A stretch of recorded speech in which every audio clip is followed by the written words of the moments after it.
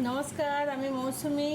আজকে অটোফেগি এর উপরে তথ্য নিয়ে কথা বলবো, যেটা হচ্ছে আমরা জানি যে আমরা যদি সারাদিন ভুকা থাকি, মানে না খেয়ে থাকি, উপবাস যদি করি, মানে বছরে উপবাস যদি আমরা 25টার মতো করতে পারি, কি মাসে 1-2 করতে পারি, কি রোজের 16 ঘন্টা ফাস্টিং করতে পারি। 16 ঘন্টা ফাস্টিং হচ্ছে সূর্য ডুবে যাওয়ার পরে আমরা কিছু খাচ্ছি না, তারপরের দিনে সূর্য উদয় হচ্ছে, তখন আবার 7-8টার সময় আমরা আবার খাচ্ছি, শুরু করছি।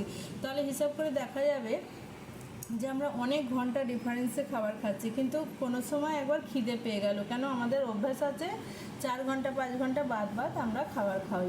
তো এই যে দিনে আদতটা আমরা রাত্রিরে খাওয়াটা বন্ধ করে দিলে তখন এই যে 16 ঘন্টা ফাস্টিংটা হবে, ওইতে কি কি লাভ আছে। আমাদের যে পুরানো সেল আর খারাপ সেলসগুলো আছে, ওগুলো আমাদের নিজের শরীর উপবাস যখন নিজে করছি নিজের শরীরকেই রিপেয়ার করে নিচ্ছে, ওটা এনার্জিতে কনভার্ট করছে, নতুন সেল বানাতে সাহায্য করছে। তারপরে আমাদের রক্ত যে বানাবার পদ্ধতিটা, ওইটা আরও সুন্দরভাবে ফাস্টভাবে হচ্ছে। আমাদের শরীরের রক্ত 162 দিন পরে নতুন রক্ত বানায়, তো এই প্রক্রিয়াটা সিস্টেমটা ভালো করে করছি। তারপরে হচ্ছে কি, আমাদের শরীরে কোনো ঘা থাকলে ওইটা রিপেয়ার করা হয়, কোনো শরীরে প্রবলেম থাকলে এই প্রবলেমগুলো যে কোনো বিমারিকে রিপেয়ার করে ফেলে শরীর।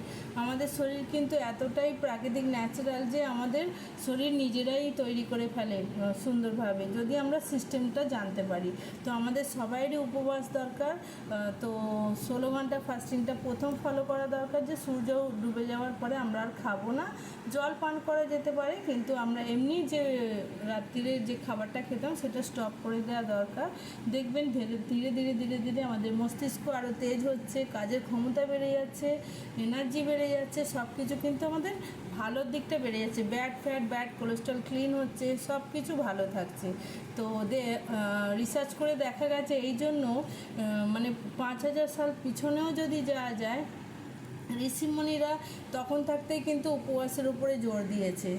তো কোনো দিন ওরা ডক্টরের কাছে যায়নি, নিজেরাই নিজেকে সুস্থ করে ফেলেছে, আর 100 বছর সুস্থভাবে জীবনযাপন করেছে।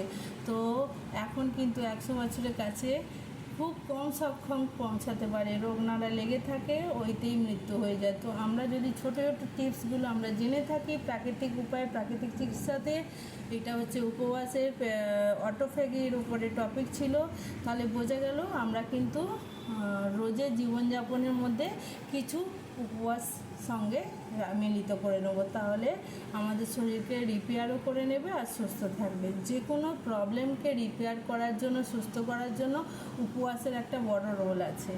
তো ভিডিও ভালো লাগলে লাইক করবেন, কমেন্ট করবেন, সাবস্ক্রাইব করে রাখবেন, অন্য ভিডিও আপনার সামনে আসবে। আর এখনকার মতো বিশ্রাম নিচ্ছি। নমস্কার।